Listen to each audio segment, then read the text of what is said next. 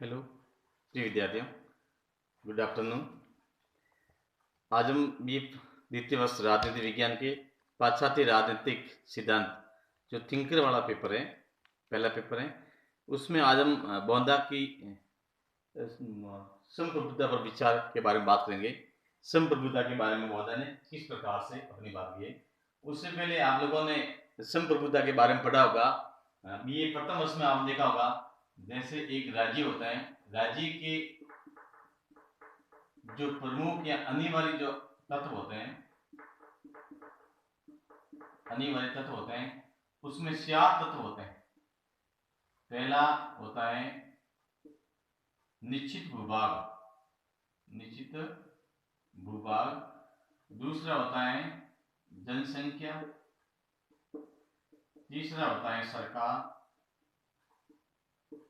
और चौथा सबसे महत्वपूर्ण होता है संप्रभुता। एक राज्य के ये जो 4 जो प्रमुख तत्व होते हैं, निश्चित भूभाग, जनसंख्या, सरकार और संप्रभुता। संप्रभुता के अभाव में किसी भी राज्य की एक स्वतंत्र कल्पना नहीं की जा सकती। अर्थात इसका अर्थ ये होता है कि संप्रभुता एक राज्य के लिए अनिवार्य तत्व है और उसके बिना राज्य का कोई मूर्त रूप नहीं होता है, या उसको वास्तविक रूप से राज्य नहीं कह सकते हैं। तो बोंदा ने संप्रभुता के ऊपर क्या विचार रखे थे, उससे पहले हम ये देखते हैं कि संप्रभुता है क्या। संप्रभुता अंग्रेजी जो शब्द है सॉवरेनिटी से बना हुआ है। अंग्रेजी का एक पर्यायवाची सॉवरेनिटी से ये शब्द है, और जिसका अर्थ हम कह सकते हैं कि ये जो है लैटिन भाषा के 2 अक्षरों से मिलकर बना है।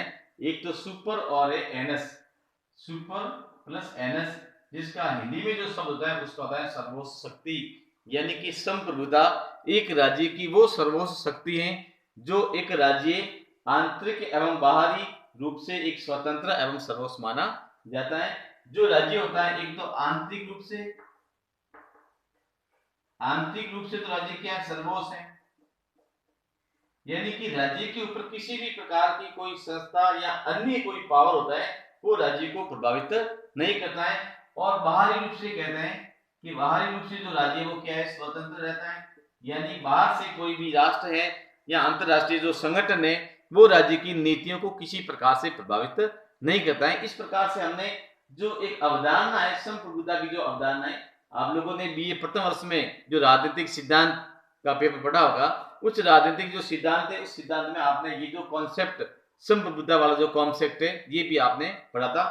तो यहाँ पर हम देखते हैं कि जो बोंदा एक मध्यकालीन जो थिंकर रहा है, ये पाश्चात्य थिंकर रहा है, तो इसने किस प्रकार से संप्रभुता के बारे में जो बातचीत की है, तो एक तो उसने क्या है कि बोंदा की जो प्रमुख उस एग्जाम में कई बार प्रश्न आता है कि बोंदा द्वारा लिखित कोई 2 बुक्स के बारे में बताइए। एक तो आपको इसकी क्या है बुक्स है ना, उसके बारे में आपको कम से कम 2 या 3 आपको बोंदा द्वारा लिखी गई किताबों के बारे में, या बोंदा ने कौन कौन सी पुस्तकें लिखी थी उसके बारे में आप लोगों के पास में जानकारी होना जरूरी है। कुछ पुस्तकों के मैं आपको नाम बता रहा हूं, आप लोग ध्यान रखना। एक होती है रेस्पॉन्स, किताब का नाम है, बोंदा ने जो लिखी थी रेस्पॉन्स। दूसरी है डेमेनो मैनी, और उसके बाद तीसरी है एपेटाई लोमर्स है। उसके बाद में यूनिवर्सल नेचर थिएटर है, और सबसे महत्वपूर्ण जो बुक्स है levers 6 levers the law Republic. यानी कि ये जो बोंदा की जो बुक्स है 6 लिवर्स द रिपब्लिका, ये जो किताब है जिसने बोंदा ने अपनी संप्रभुता के बारे में जो अपने विचार है इसको व्यक्त किया था। तो संप्रभुता राज्य का एक तरह से प्राण है, यानी कि अगर किसी व्यक्ति को उसके प्राणों से अलग कर देंगे तो इसका मतलब व्यक्ति वो जिंदा नहीं रह सकता है। तो उसी प्रकार से संप्रभुता राज्य का एक प्राण है, इसके बिना राज्य की कल्पना नहीं की जा सकती है। तो आपको ध्यान रहो, संप्रभुता एक राज्य की सर्वोच्च शक्ति होती है, एक राज्य का प्राण होता है, और प्राणों के बिना जिस प्रकार से व्यक्ति जीवित नहीं रह सकता है, उसी प्रकार से संप्रभुता के अभाव में कोई भी राज्य उसकी हम कल्पना नहीं कर सकते हैं। संप्रभुता ही वह विभाजक रेखा है जो राज्य को अन्य परिवारों से पृथक करता है। संप्रभुता के बारे में जो बोंदा ने जो विचार व्यक्त किए, बोंदा ने संप्रभुता के बारे में कहा है कि संप्रभुता नागरिकों एवं प्रजाजनों के ऊपर विधि द्वारा अमर्यादित सर्वोच्च शक्ति है। तो ये जो परिभाषा है, बोंदा ने जो संप्रभुता की जो परिभाषा दी थी, उस परिभाषा को भी आप लोग ध्यान में रखेंगे। कई बार आपको आता है कि बोंदा ने संप्रभुता के बारे में क्या विचार व्यक्त किए, क्या परिभाषा दी थी, तो आपको लिखनी है संप्रभुता नागरिकों एवं प्रजाजनों के ऊपर आता है। संप्रभुता नागरिक एवं प्रजाजनों, नागरिक एवं प्रजाजनों के ऊपर विधि द्वारा अमर्यादित शक्तियां, यानी कि विधि द्वारा अमर्यादित शक्तियां जो उस सम्मिलित राज्य के नागरिक और प्रजाजनों के ऊपर लागू होती हैं, और इस विधि के बाहर जाकर के कोई भी व्यक्ति एक स्वतंत्र अपनी कल्पना नहीं कर सकते। इस प्रकार से बोंदा ने कहा कि संप्रभुता नागरिकों एवं प्रजाजनों के ऊपर विधि द्वारा अमर्यादित सर्वोच्च शक्ति है।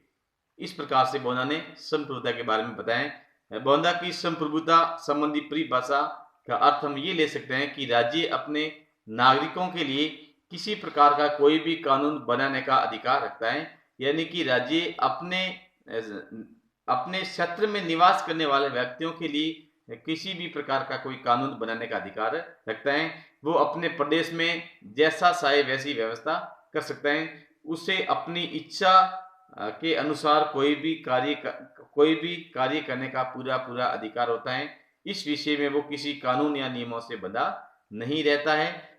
उसकी इच्छा ही सर्वोच्च या उसकी इच्छा ही बड़ा कानून होता है। उसकी इच्छा सर्वोच्च है। राज्य के सभी व्यक्ति उसके वंशवर्ती होते हुए भी उसके आदेशों का पालन करने के लिए बाध्य हैं। इस प्रकार से बोंदा सर्वोच्च संप्रभुता के बारे में कहता है कि संप्रभुता एक राज्य की सर्वोच्च इच्छा है।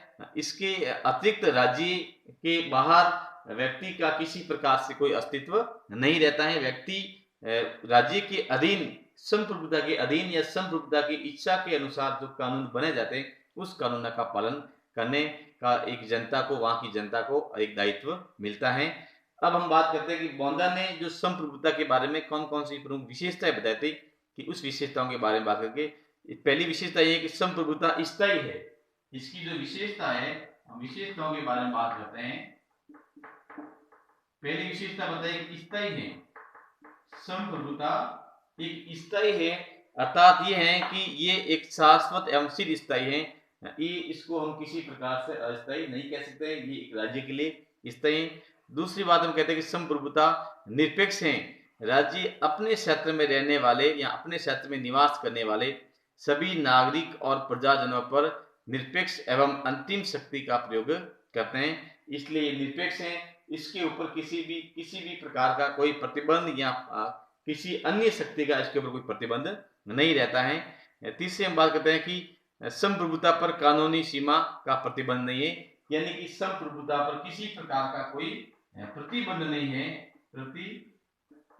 वो अपने आप में सर्वोच्च है, उसे किसी भी सीमा से बाधा नहीं जा सकता है, कि हम संप्रभुता को किसी भी सीमा के द्वारा बाधा नहीं जा सकता है। ये राज्य की सर्वोच्च शक्ति होती है, ये राज्य का सर्वोच्च कानून होता है। उसे हम किसी प्रकार से उसको बाधित नहीं कर सकते हैं, या यूं कह सकते हैं कि संप्रभुता के ऊपर किसी प्रकार की बाध्यता लागू नहीं होती है। उसके बाद कहते हैं संप्रभुता एक सर्वोच्च शक्ति है, यानी कि संप्रभुता को हम सर्वोच्च शक्ति के रूप में भी जानते हैं कि ये सर्वोच्च शक्ति है। सर्वोच्च शक्ति है, सुपर पावर है, ठीक है ना। तो संप्रभुता एक राज्य का सर्वोच्च शक्ति है, उसके ऊपर किसी प्रकार का प्रतिबंध नहीं है। संप्रभुता कानूनों का स्रोत है, और इसलिए कानूनों के क्षेत्र से ये परे। संप्रभुता के द्वारा ही कानून पारित किए जाते हैं, कानून बने जाते हैं, तो ये कानूनों का एक प्रकार से स्रोत है। संप्रभुता राज्य का एक अनिवार्य अंग है, बहुत इंपॉर्टेंट है। ये राज्य का अनिवार्य अंग है। अनिवार्य अंग भी कह सकते हैं, या इसको तत्व भी कह सकते हैं। संप्रभुता के बिना किसी भी राज्य की कल्पना नहीं कर सकती है, पहले भी हमने इससे बात की थी। तो बोंदा कहता है संप्रभुता राज्य का एक अनिवार्य अंग है। उसके बाद में संप्रभुता अविभाज्य है, बहुत ही महत्वपूर्ण विशेषता है। ये संप्रभुता अविभाज्य है। अविभाज्य का होता है कि संप्रभुता को हम विभाजित नहीं कर सकते हैं, इसके हम टुकड़े नहीं कर सकते हैं। संप्रभुता का विभाजन करने का तात्पर्य ये होता है कि हमने राज्य का बंटवारा कर दिया है या राज्य का टुकड़ा कर दिया है। जिस प्रकार से आजादी के समय जो भारत और पाकिस्तान का एक विभाजन किया गया था, तो इसका मतलब पाकिस्तान एक स्वतंत्र राष्ट्र है और भारत भी स्वतंत्र राष्ट्र है, तो ये अविभाज्य है, यानी कि हम इसका विभाजन नहीं कर सकते हैं। उसके बाद में संप्रभुता का आदेश ही देश की विधि होता है। संप्रभुता द्वारा दिया गया जो इसका जो आदेश होता है, संप्रभुता का जो आदेश होता है, ये हमारे लिए, इसका जो आदेश है ये हमारे लिए एक प्रकार से विधि है, एक प्रकार से कानून है, और इसका पालन करना समस्त जनता का एक दायित्व बनता है। इस प्रकार से हम कह सकते हैं कि संप्रभुता इसके। उसके बाद में संप्रभुता के अनुसार कुछ कार्य भी हैं, जैसे नागरिकों के लिए कानून बनाना, युद्ध एवं शांति की घोषणा करना, जजों की नियुक्ति करना, अंतिम न्यायालय के रूप में कार्य करना, सिक्के डालना या देश की करेंसी को लागू करना, टैक्स लगवाना, प्राण दंड देना। इस प्रकार से इस विभिन्न प्रकार के संप्रभुता के कार्य किए जाते हैं। तो इस प्रकार से इसका जो एग्जाम में जो प्रश्न आता है, छोटे जो प्रश्न आता है, तो एक तो इसमें इस टाइप के जो प्रश्न आते हैं, एक तो पूछा जाता है कि संप्रभुता की कोई दो विशेषता के बारे में बताइए, तो आपको इसकी एक तो विशेषता, एक तो इसकी विशेषता के बारे में आपको ध्यान रखना है, विशेषताएं, या इसका अर्थ भी पूछ सकते हैं, या फिर आपको जो बौंदा है, बौंदा की जो बुक्स है,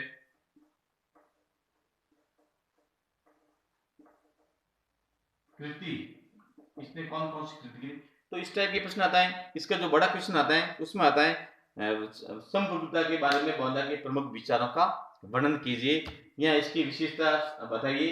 तो इस टाइप का जो क्वेश्चन आता है तो विद्यार्थी इसके बारे में जानकारी रखे। धन्यवाद।